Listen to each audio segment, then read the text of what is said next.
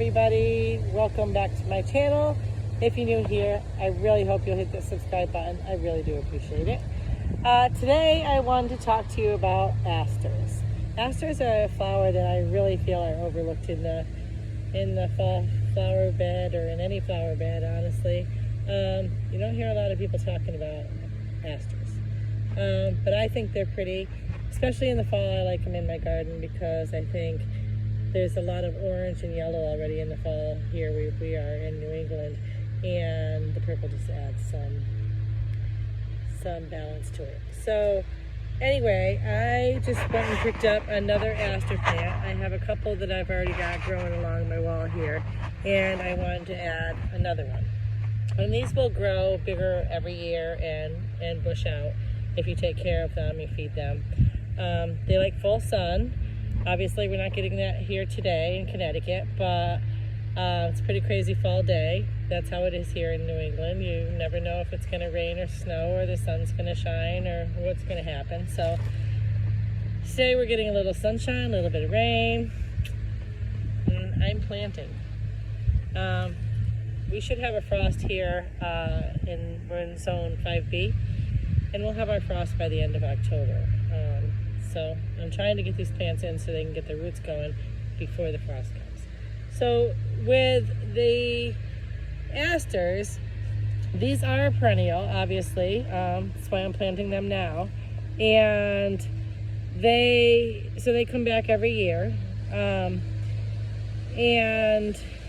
they like full sun. You should feed them. I feed mine in the fall, and then I'll feed them again in the spring, and then one time in the middle of the summer. And they come out blooming midsummer to late summer, and then they bloom the rest of the summer and fall. So you want your hole to be loose. You don't want anything too packed, if you will. You want it to be a little bit loose, and you should have your hole be bigger than your pot that the asters were in, a little bit bigger in circumference and a little bit deeper. You don't want to bury the top of the stem too far into the ground. I do mine right up to about here. So right up to the bottom of the plant, because you don't want to suffocate the plant.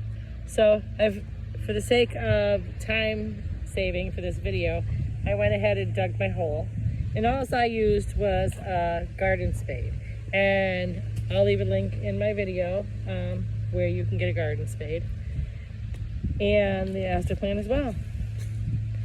So I'm just gonna take with my garden trowel here and put a lot of this dirt back in here.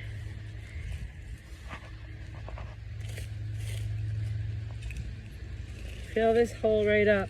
Now it's okay that it's got leaves in there, and I'll tell you why.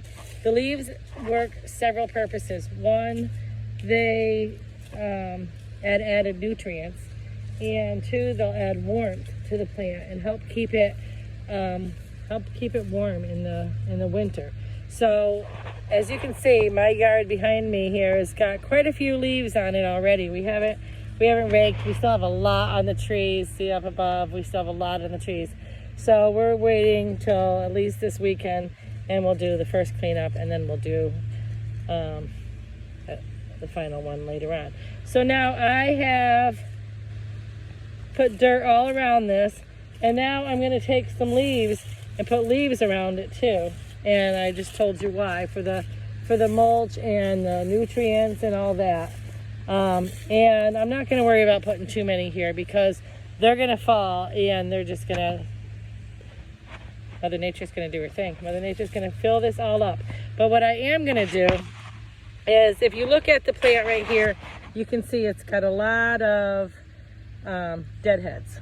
And you want to deadhead your plant, because otherwise the plant is giving all the strength to trying to fix these blooms and make these blooms do their thing again, and they're not going to.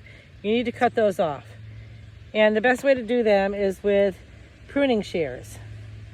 You get yourself some sharp pruning shears, and you should clean these in between every plant with rubbing alcohol. And I just recently learned that about my roses. a good friend taught me. Shout out to Gay. And if you get a couple buds by accident that haven't gone by yet, it's not a big deal, at least not for me. But just go ahead and deadhead some of these off.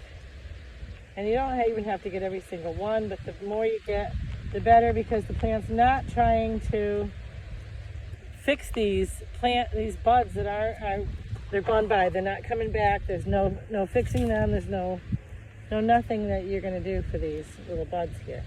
So I like to just deadhead them off, like so. Pretty easy, right? And then now I'm going to go give this plant, normally I would give this plant a really good soaking, but it's starting to rain here again.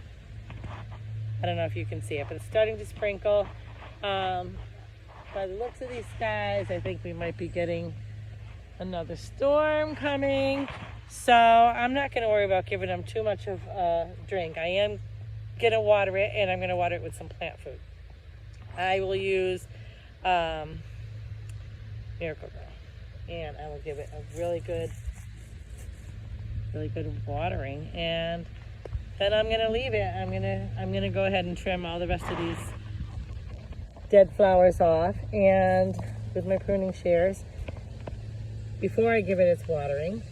And then I'm going to water it and feed it and let it be, and let it take root before frost comes.